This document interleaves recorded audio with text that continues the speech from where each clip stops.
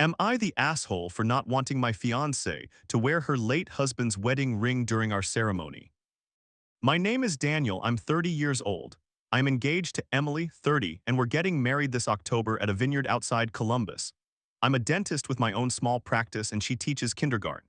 We've been together for 2 years and I love this woman with everything I have. She's the person I want to annoy with my terrible singing in the shower for the next 50 years. The issue is about her past and I'm worried I'm being an insensitive jerk. Some background: Emily was married before. Her first husband Tyler was her high school sweetheart. They got married at 22 and by all accounts were crazy about each other. 5 years ago, Tyler died in a car accident. Completely sudden, completely devastating. Emily has been open about this from our first date at Romano's, where she casually mentioned it between bites of fettuccine while I nearly choked on my breadstick, not expecting that turn in conversation. I met Emily 2 years after Tyler's death at my buddy Jake's housewarming. She was standing by the snack table, laughing at something while holding a red Solo cup, and I just had to talk to her. We hit it off immediately, marathon Stranger Things on our third date, adopted our lab Cooper together last year, and got engaged at Christmas when I nervously proposed during a snowstorm at her parents' cabin in Michigan. Her dad had helped me hide the ring in a pair of wool socks I gave her as a practical gift first. Her confused face when she pulled out the box is something I'll never forget. Throughout our relationship, I've been understanding about Tyler. Emily keeps a wooden box of memories in our closet: letters, his watch, concert tickets. There are 2 photos of them on her dresser. She visits his grave on his birthday and the anniversary of his accident. I've always supported this and never felt threatened. Tyler helped shape the amazing woman I love, and I've respected that part of her life. Here's where I might be the asshole. 3 weeks ago, we were on our balcony discussing wedding details.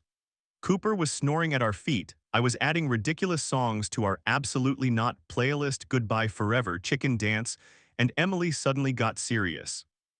"I want to wear Tyler's wedding ring on a necklace during our ceremony," she said, twisting her engagement ring, the one I'd saved for by taking extra weekend shifts at the practice for 6 months to afford. "Not visibly. No one would know except us. It just feels right to carry that part of my journey into this next chapter." I nodded and mumbled something about needing to think about it, then quickly changed the subject to whether my cousin's toddler could be trusted as ring bearer. Absolutely not. But inside, I felt like I'd been punched in the gut. For days, I tried to process my feelings. I took extra long runs with Cooper through Schiller Park, sat in my car after seeing patients just thinking, even caught myself zoning out during our weekly Target run while Emily debated which throw pillows made our couch look less like a college hand-me-down. I want to be supportive, but something about this request feels different from the photos or grave visits. After almost a week, I finally brought it up while we made dinner.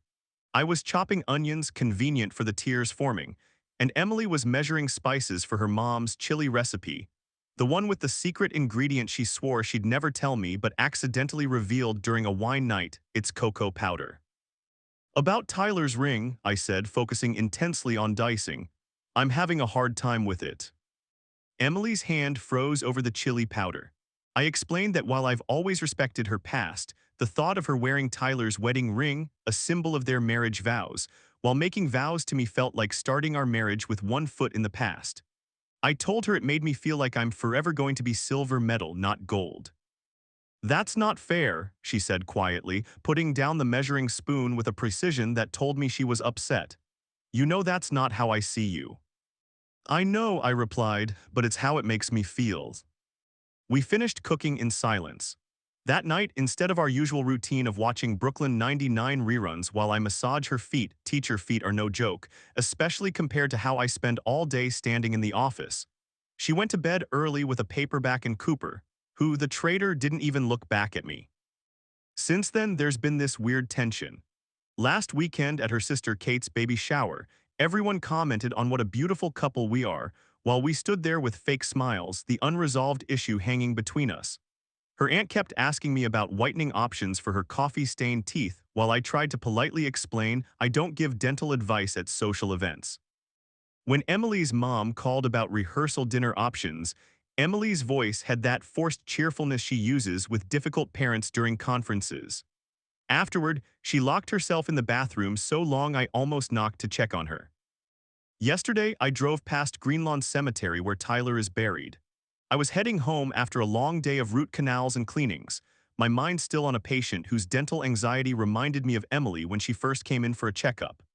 I thought about stopping, maybe having some weird conversation with my fiancé's dead husband, but kept driving, feeling like an intruder in their story. The thing is, I've never asked Emily to hide Tyler's memory. I've held her on difficult days, listened to stories about their road trip to the Grand Canyon where their tent collapsed in the rain, and kept my mouth shut when her in-laws invited us for dinner. They still consider her family. I even helped her last year when she cracked a tooth on a popcorn kernel while watching old videos from her and Tyler's honeymoon. She was terrified of going to the dentist, but trusted me enough to let me fix it. I get that he'll always be part of her life. But this feels different. A wedding is supposed to be about two people committing to each other. Having her wear Tyler's ring, even hidden, feels like bringing her first marriage vows directly into the ceremony that's supposed to start ours. Like we're not really beginning something new, but continuing something with a substitute player. I love Emily more than anything. Last night, I watched her reading on the couch, glasses sliding down her nose, completely engrossed in her book, and my heart still did that flippy thing it did the first time I saw her. I don't want to hurt her, but I also don't want to stand at the altar feeling like I'm sharing the most important day of my life with someone who isn't there. This morning, she left a coffee and a blueberry muffin, my favorite, on my nightstand before heading to work. The note just said, "Love you," with a little heart. It felt like an olive branch, but we still haven't resolved anything. I'm about to head to the office for a day of appointments, and all I can think about is finding a way through this without hurting the woman I love. So Reddit AITA, is there a compromise I'm not seeing? Or am I being unreasonable about this one small thing that means so much to her?